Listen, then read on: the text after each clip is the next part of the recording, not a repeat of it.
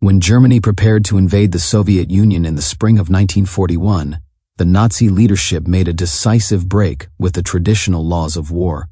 This break was formalized on May 13, 1941, in a directive issued by the High Command of the Wehrmacht, OKW, known as the Barbarossa Decree.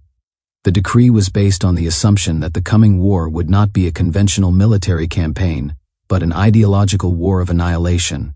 Soviet territory was portrayed as lawless, racially inferior, and politically subversive. As a result, German soldiers were told that the normal legal restraints governing their behavior no longer applied. At its core, the Barbarossa Decree removed criminal liability for German soldiers who committed acts of violence against Soviet civilians. If a German serviceman killed a civilian, that act was not to be prosecuted unless it clearly endangered military discipline. Crimes that would normally have led to court-martial, summary executions, reprisals, destruction of villages, were effectively legalized. The decree also radically altered the concept of justice in occupied territory. Civilians suspected of resistance, sabotage, or even hostile attitudes could be executed on the spot, without investigation, trial, or evidence. Commanders were explicitly instructed that harsh measures were not only permitted, but desirable, as they were thought to deter resistance through terror. Equally important was what the decree did to the military justice system itself. German military courts were ordered not to prosecute crimes committed by civilians against German forces, but also not to investigate crimes committed by Germans against civilians. This eliminated any institutional mechanism that might have restrained violence. Commanders no longer had to justify executions or reprisals, they merely had to report that security measures had been taken. The language of the decree deliberately blurred the line between combatant and civilian. Entire populations were treated as potential enemies.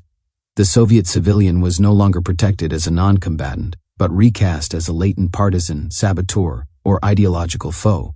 This framing made mass violence appear not only acceptable, but militarily rational. In practice, the Barbarossa Decree created an atmosphere of total impunity. Soldiers and officers understood that they could act with extreme brutality and face no consequences. Villages were burned, hostages were taken and shot, and civilians were killed in reprisals for actions they had not committed. These were not rogue acts, they were the predictable outcome of official policy. For commanders like Erich von Manstine, the decree provided the legal and moral framework for occupation. As a corps and later army commander in 1941, Manstein enforced the decree within his units.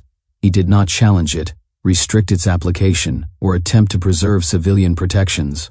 On the contrary, it aligned seamlessly with his later ideological orders, including his anti-Semitic directive of November 1941. The Barbarossa Decree also dovetailed with the activities of the SS and Einsatzgruppen.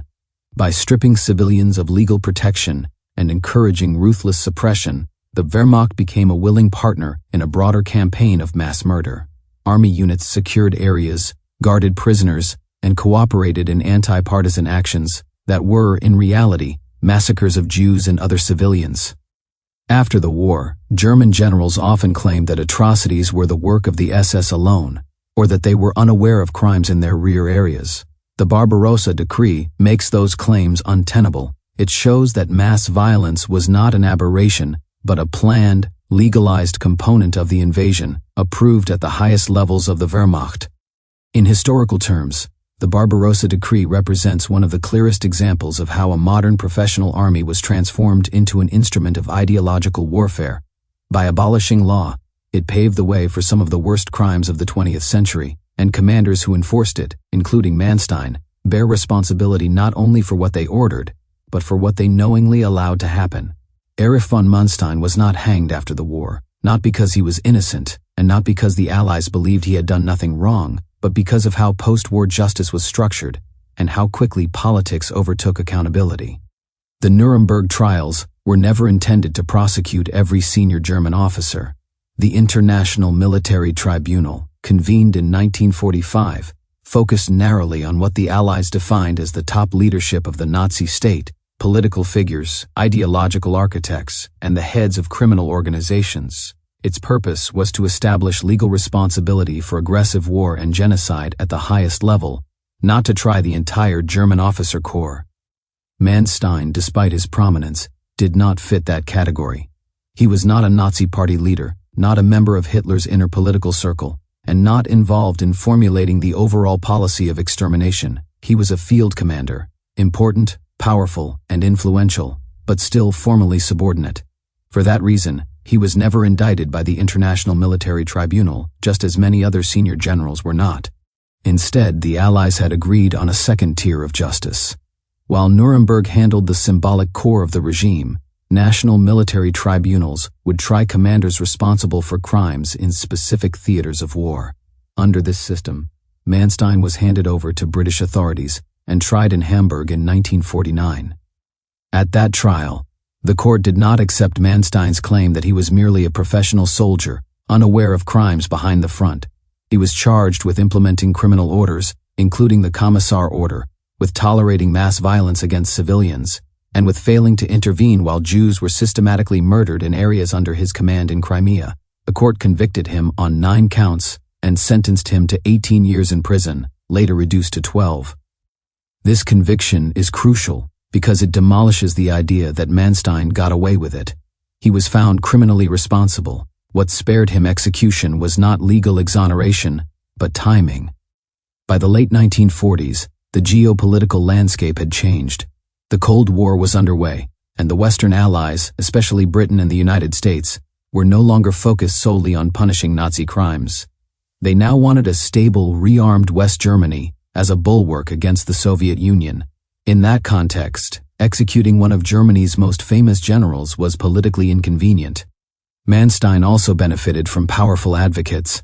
British officers and conservative politicians argued that he represented the tradition of the honorable soldier, separate from Nazi ideology. Winston Churchill himself expressed sympathy for German generals who, in his view, had fought professionally rather than politically. This narrative, deeply flawed but persuasive at the time, cast Manstein as a tragic military figure rather than a willing participant in a war of annihilation. There were also legal limits. British military courts were generally more restrained than the International Military Tribunal when it came to imposing death sentences. Manstein was convicted primarily for issuing criminal orders and failing to prevent atrocities, not for personally carrying out executions. That distinction, although morally hollow, mattered in sentencing. In 1953, after serving only 4 years, Manstein was released. He soon re-entered public life, advised on the formation of the West German Bundeswehr, and published memoirs that portrayed the Wehrmacht as apolitical and clean. Those memoirs helped entrench a myth that would dominate public memory for decades. In the end, Manstein was not spared because justice failed to recognize his crimes. He was spared because justice was overtaken by politics. Accountability was curtailed in the name of Cold War pragmatism, and a man who had enforced and legitimized a campaign of mass violence lived out his life in freedom. That outcome tells us less about Manstein's guilt, which is well documented, than about the limits of post-war justice when moral reckoning collides with strategic necessity.